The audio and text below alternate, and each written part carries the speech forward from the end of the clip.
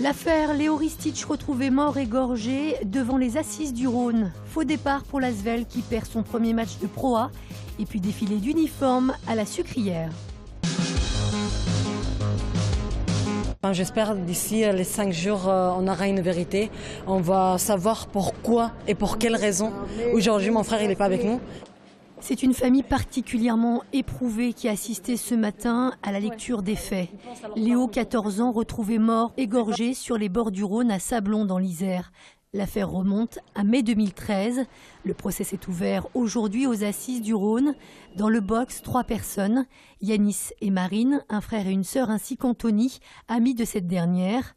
Âgés de 18 à 28 ans au moment des faits, ils sont accusés d'avoir participé à ce qui ressemble à une exécution.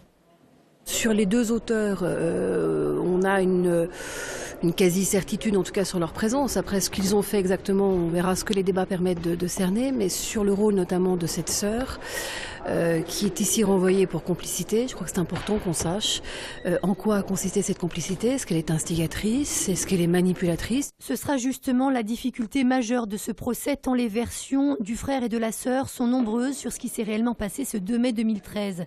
Principal accusé, Yanis, c'est lui qui aurait porté les 4 coups de cutter à la gorge de Léo avant de le jeter dans le Rhône. Le mobile, une banale rivalité amoureuse. Yanis Vareille, c'est un garçon qui a une personnalité assez complexe. C'est quelqu'un qui peut paraître, et qui a pu paraître pendant cette affaire, assez froid, distant, inconscient des réalités. Mais je crois que les débats ont montré aujourd'hui qu'il était capable d'émotion. Ce procès doit durer 5 jours. Les réquisitions de l'avocat général attendues jeudi. La grève aujourd'hui des médecins hospitaliers, un mouvement national particulièrement suivi à Lyon, notamment à la Croix-Rousse. Ils dénoncent leurs conditions de travail liées à une pénurie des vocations. Ce qu'on voudrait, c'est que l'hôpital, il y ait un choc d'attractivité parce qu'actuellement 30% des postes de praticiens hospitaliers sont vacants. Les carrières hospitalières n'attirent plus les jeunes ne veulent plus vivre comme nous on a vécu, ce que nous on a accepté, ils ne l'accepteront plus. Travailler 60 heures par semaine, le jour, la nuit, sans reconnaissance, sans repos le lendemain. Une délégation devrait être reçue par Marisol Touraine le 4 octobre. En attendant, les médecins prévoient de reconduire le mouvement chaque lundi. La visite d'Emmanuel Macron à Lyon samedi. L'ancien ministre de l'économie est venu s'exprimer devant le sommet des réformistes européens au musée des Confluences. Il a notamment évoqué sa vision d'une nouvelle voie pour l'Europe. Mais Emmanuel Macron était surtout attendu sur ses ambitions au présidentiel. On sait que le maire de Lyon lui apporte son soutien, mais l'un comme l'autre sont restés plutôt évasifs concernant l'officialisation d'une candidature. La priorité, c'est de poser ce constat, ce diagnostic du pays, ce que nous allons faire au mois d'octobre. Et c'est en même temps finaliser cette vision et le projet. C'est tout, sauf justement une aventure personnelle et un seul sujet d'individu. Le moment de l'incarnation viendra. Le jour où on voudra mettre Emmanuel Macron sur une rampe de lancement politique à Lyon, il n'y aura pas un colloque avec 300-400 personnes. Il y aura un meeting avec 4000, 5000 personnes. Donc ça sera la rampe de lancement, si rampe de lancement il doit y avoir.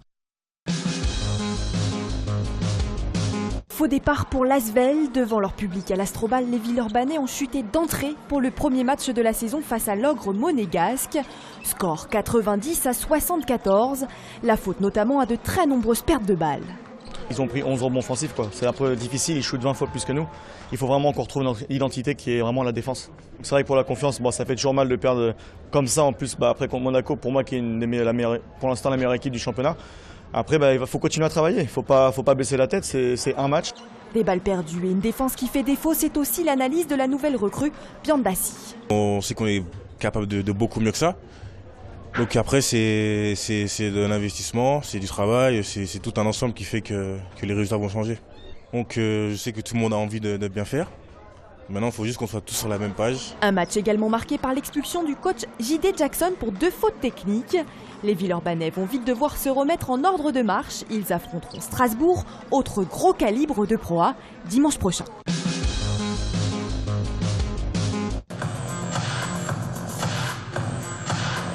Du Du défilé militaire au défilé de mode, il n'y a qu'un pas franchi par des étudiants stylistes lyonnais qui, pour ces créations, se sont inspirés de différents modèles d'uniformes. Ils ont travaillé sur le thème à l'occasion de l'exposition présentée à la Sucrière, qui retrace l'histoire des tenues militaires de l'armée française.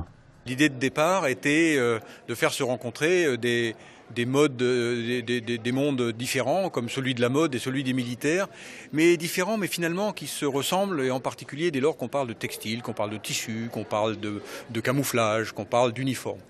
Des uniformes, il y en a près de 300 présentés dans le cadre de cette exposition, des modèles parfois très rares, prêtés par différents musées.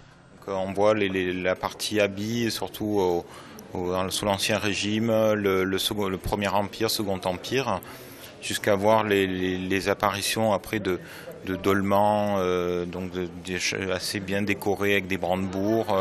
Ça peut être après l'évolution avec l'arrivée du fameux Bleu Horizon pour la Première Guerre mondiale, qui est assez important, parce que là tous les gens connaissent cet uniforme. Des uniformes à découvrir à la Sucrière à Lyon jusqu'au 27 novembre. L'entrée est gratuite.